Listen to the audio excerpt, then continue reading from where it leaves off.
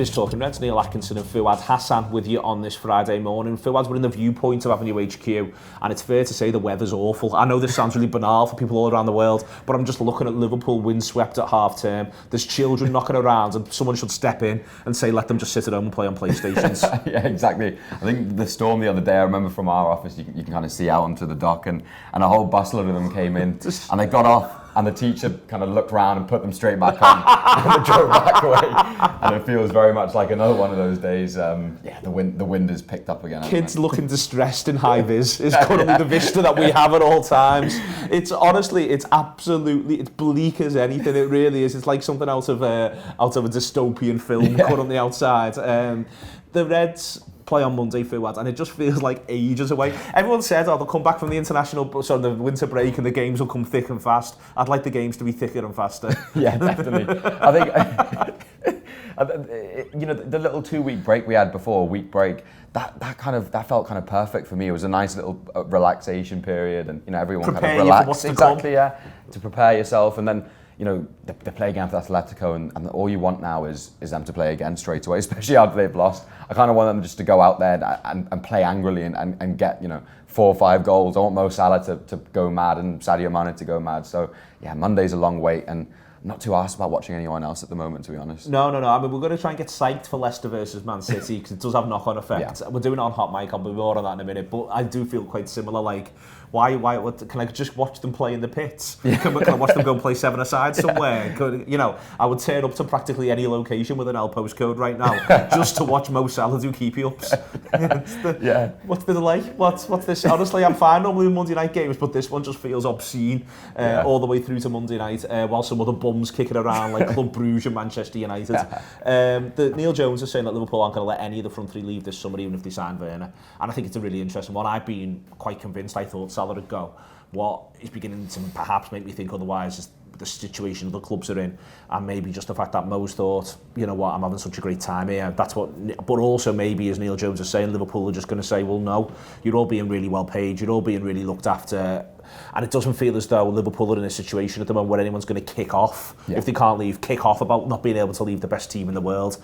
And that might make sense why they want Werner at 50 million rather than the idea of looking for someone at 120, 150. Exactly, yeah. And I think that's a huge thing, isn't it? The price tag, even though the manager said time and time again, the money in a sense doesn't matter. They'll get whoever he wants. I think that 50 million kind of range is sort of the one we'll be looking at. I think also, Werner himself, he seems like a really switched on guy. I know that's a bit of a blanket statement from someone who doesn't know him at all, but he does seem like he knows what he's doing. He's got good advice around him. That interview that kind of went a little bit viral, I think, after the Spurs game, he was very, there was flirting with Liverpool, but at the same time, he was sure to mention that he still has a lot to learn. And I think that's something that I guess all the journalists have been kind of covering, that if he does come to Liverpool, it's not going to be an instant kind of fit into the team. Do you think, therefore, that for me, the Werner thing feels more and more like he's going to decide? Yeah. And he's going to decide whether or not he can put up with the idea to come to Liverpool and not being nailed on first choice when he's just been probably number 9 for Germany in the Euros. Like, he's almost got to decide.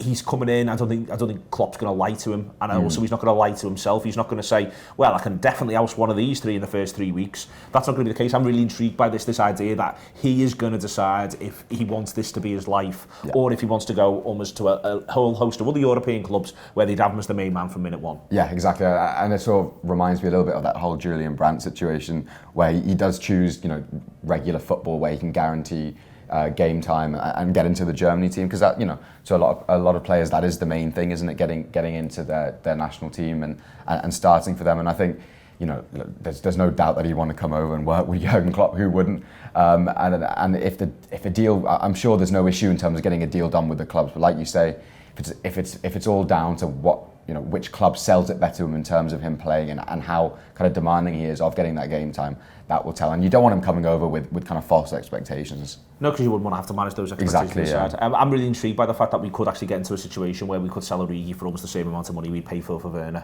which would be phenomenal work from Liverpool's point of view. I'd be really intrigued as to what the squad shape and setup looks like. Anyway, more on that to come, and more on a couple of little transfer little bits and pieces, but also a bit of a look ahead to West Ham. But before then, Mind Games is a video that we do occasionally about the mental side of football, and it is currently freely available on YouTube if you want to watch it, with Gareth Roberts and Paul Cope. But here's a clip from it. maybe the Atletico result won't be the worst thing in the world in terms of looking forward to this one, because they'll feel a little bit wounded, won't they? They'll be a little bit kind of put out, and they'll want to, you know, I mean, they'll have to wait for the home leg to put it right completely, but in terms of their emotions and how they'll feel, and they'll want to put on a show against West Ham. Yeah, but even with, I've said it time and time again this season with this Liverpool team, there's leaders all over the pitch, but I always go back to the same couple. You just don't see Virgil van Dijk, Jordan Henderson and Mo Salah letting anyone let the guard down against a team like West Ham. There's just no way that they're going in thinking, these are rubbish. We've already beat them once this season, Man City's beat them. They just go out there and they just smell blood. Like Mo Salah especially, because of how competitive he is and he wants to score goals. He wants to be top goal scorer in the league on his own this year. But there's loads of things driving each individual player on, and as a collective group, they're so hardcore in what they do. Everything they do is with 100%. That Atletico game the other night, one of the issues I felt was we were going too like gung-ho at times. I thought maybe just see if we can just try and draw them out a little bit, but we were just trying to bombard them, which 9 times out of 10 that'll work for you. And if we do that, what we did to Atletico, to West Ham, we scored 5. But Atletico Madrid are a world-class team at doing what they did.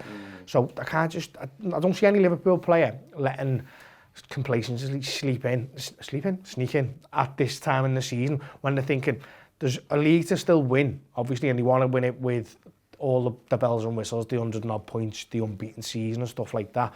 But also, there's a European Cup there, and Klopp will have been banging it into them. You will not get back into the rhythm in the European Cup if you take your foot off in the league. Yeah, Jordan Henderson won't play in this game, Adam. We don't know the extent of his injury yet, but it seems very unlikely he'll play Monday. But you would imagine he would have probably chose to kind of shuffle up the midfield, you know, anyway. You know, the midfield that you play away at Atletico Madrid isn't necessarily the one you want home to West Ham. So there's an opportunity for someone to come in there and play probably alongside Fabinho and Wijnaldum to maybe give us a bit more of an attacking edge. Yeah, I was surprised while the game was going on against Madrid that Keita didn't come on. I think a few people have said that. I can sort of see the logic in it now. You know, we're a couple of days after, but I think this is the sort of game where that kind of a player, you know, sort of a line breaker when you'd imagine there will be lines to break. That will be a really handy tool to have. And I mean, Henderson's been fantastic in every sort of game, so let's not sort of play it down. But you know, the intensity that he brings might not be as necessary. You'd think against the team that will, we've talked about, maybe they probably play dead. They'll probably be looking at the Atletico game and thinking, well, we can do that. We can do some of that stuff. And you know, no disrespect to them, but they haven't got the players to do those sorts of things. And Mind Games there, do check it out if you get the opportunity to do so. Also, if you're watching this, do subscribe to our YouTube channel. Other thing, just quickly before we get into the weekend's games, you and I did Friday's show yesterday. It's really interesting. Agbonlahor has come out, Gabby Agbonlahor, and said to Grealish he should think about Liverpool rather than Manchester United. I'm quite...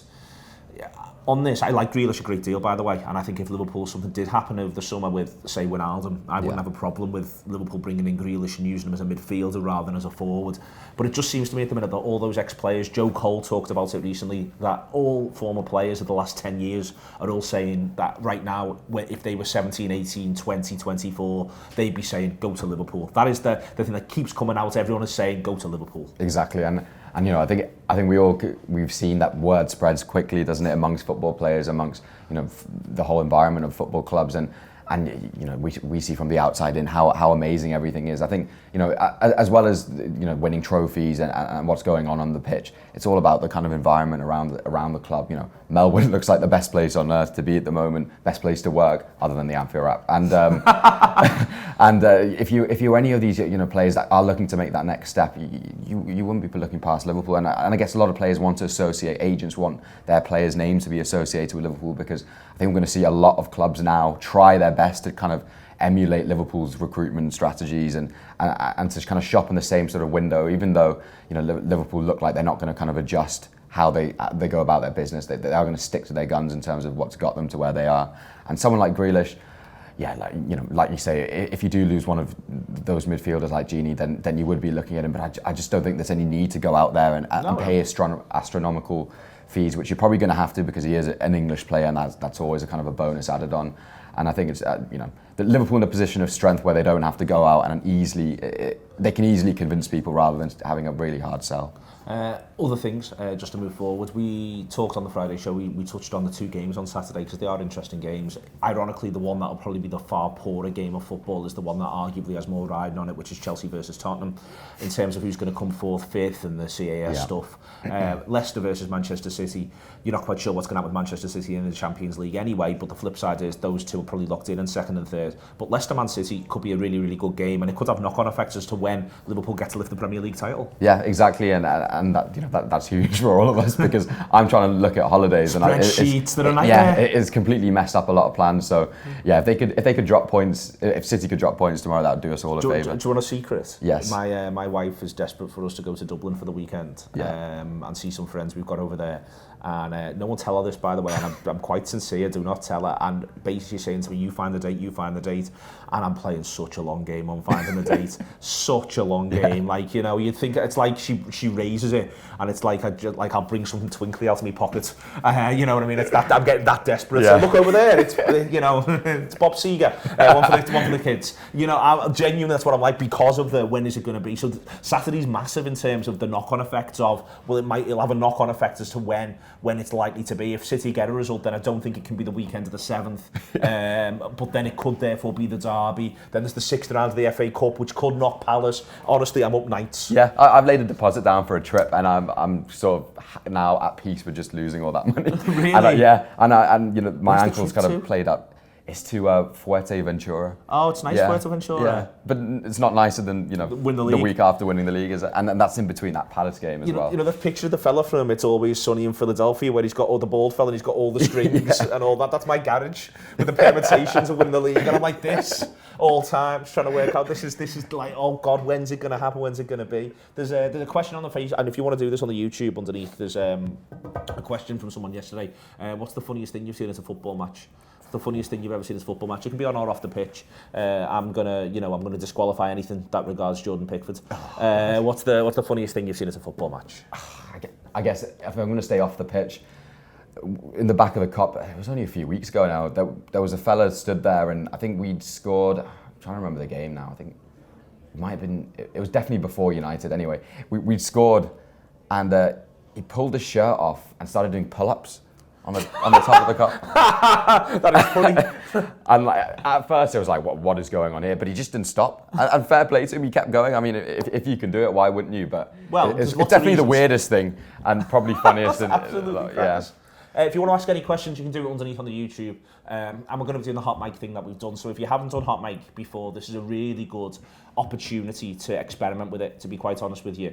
Because I know a few people have been saying, well, if it doesn't work for a Liverpool game, etc., etc. So Leicester versus Manchester City, 5:30 Saturday. I'm going to be doing it. I'm not quite sure who with yet. I've got to sort that out. I'm busy. Took the website down on Tuesday. Still dealing with the ramifications. And there's this. So what you do is when you sign up, put in the code Anfield Wrap, because that tells them that we sent you. And then if you want to share it with people, that'd be great. And if you want to follow us, that'd be great. And then whenever we're on, it'll let you know for notification. We're going to be doing the away Liverpool games, but we're also going to do Leicester versus Manchester City. It's just meant to be a laugh, to be honest with you. We're hoping to do this right the way into the summer. I was actually talking to John yesterday about the Euros, and I wanted to have a real sort of, I know this isn't a reference for everyone, but test match special vibe where people come and go. There's lots of chats, there's the weather, there's everything that you need, and that's what we want it to be, really enjoyable stuff. And Leicester versus Manchester City seems like a really good opportunity to do it for the first time, so it'd be great if you could join us for that.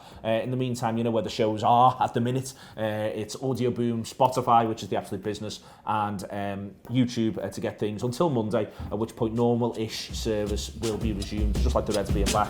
Fuad Hasan, Neil Atkinson.